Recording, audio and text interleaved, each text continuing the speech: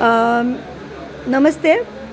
तुम्ही मला आज सांगणार आहात की आता हनुमान जयंती आहे उद्या, तर बऱ्याच सेवा इथं चालू आहेत आणि दरवर्षी तुमची हनुमान जयंती जी असते कोणत्या कशा स्वरूपात साजरी होते, किती भाविक भक्त येतात आणि प्रसादाची अरेंजमेंट तशी पण आपण बघतोय. आज खूप सारी डेकोरेशनची पण सुविधा चालू आहे. तर तुमचं कसं असतं हे सेवेचं स्वरूप? इथं पण तुम्ही बरंच काही काही लावलेलं आहे पाठीमागं, तर तुम्ही थोडीफार माहिती देऊ शकता? तुम्ही तुमचं नाव सांगा अगोदर.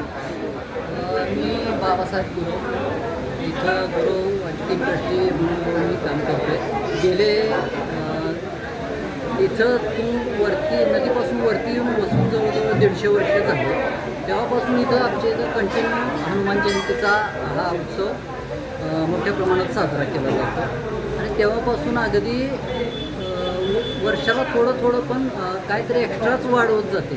पण अखंडित ही परंपरा तेव्हापासून आज तागायत चालू आहे. अगदी सकाळी 1 आठवडापूर्वीपासून याचं आमचं नियोजन चालू आहे.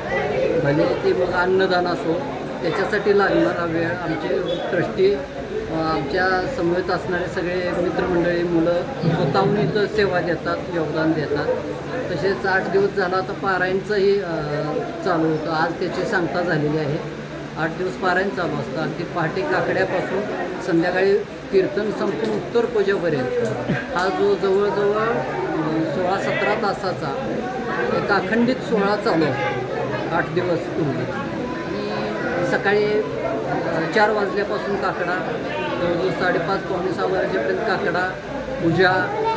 आमच्या इथं पूजा नेहमी गुरुवानं नदीवरती जाऊन ओल्या कपड्यानिशी नदीचं पाणी आणूनच देवाला पूजा करायची.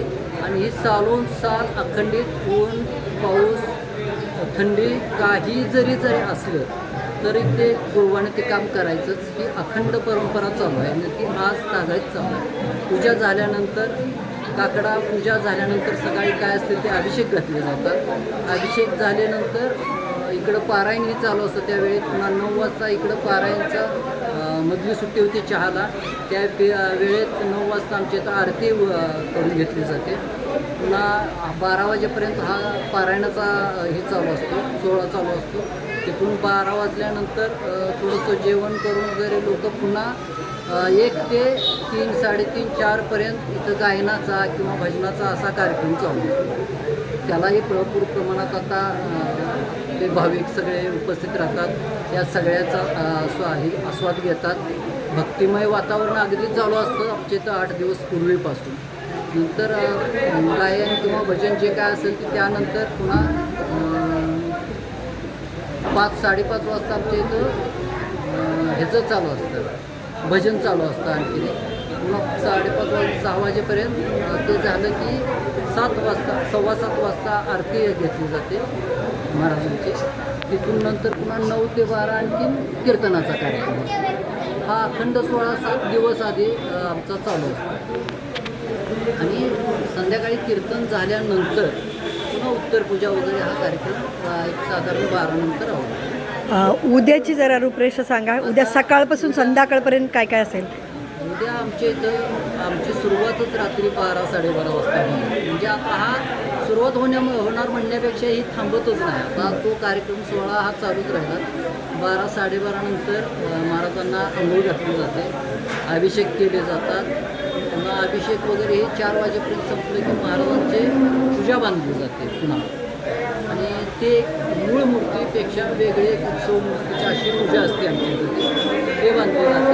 आणि 6:26 आमच्या इथं जन्मकाळाचा ती वेळ आहे तोपर्यंत कीर्तन चालू असतं आणि त्यावेळी फुलं पडतात आमच्या. तिथून पुन्हा मग सुमटवडा वाटप वगैरे आणि दिवसभर लोकांची भाविकांची इथं दर्शनासाठी गर्दी असते. ते येऊन जातात भाविक. 12 वाजता आरती असते आणि आरती झाल्यानंतर जे आमच्या इथं महाप्रसादाला सुरुवात होते, तो महाप्रसाद जवळजवळ तो 10:30-11 वाजेपर्यंत रात्री अखंड चालू असतो. आणि किमान आजपर्यंत आता आम्ही गेल्या 2 वर्षाच्या ह्याच्यावरून बघतो एक 30 ते 35 हजार लोकांचं आमच्या इथे येणं जाणं असतं. जय जय. पैकी किमान 17 ते 18 हजार लोक आमच्या गेल्या वर्षी महाप्रसाद घेऊन गेलेले. गेल्या वर्षीचा आकडा त्यात यावर्षी थोडी ना थोडी वाढच होईल आम्ही त्या बाजूची सगळी त्या पद्धतीनं तयारी करून ठेवलेली आहे, महाप्रसादाची वगैरे सगळे. आणि माझी सगळ्या भक्तांना भाविकांना विनंती आहे की त्यांनी अवश्य यावं, महाराजांचं दर्शन घ्यावं, महाप्रसाद घ्यावा, आणखी जावं. हरे Krishna. Thank you thank you thank you thank you.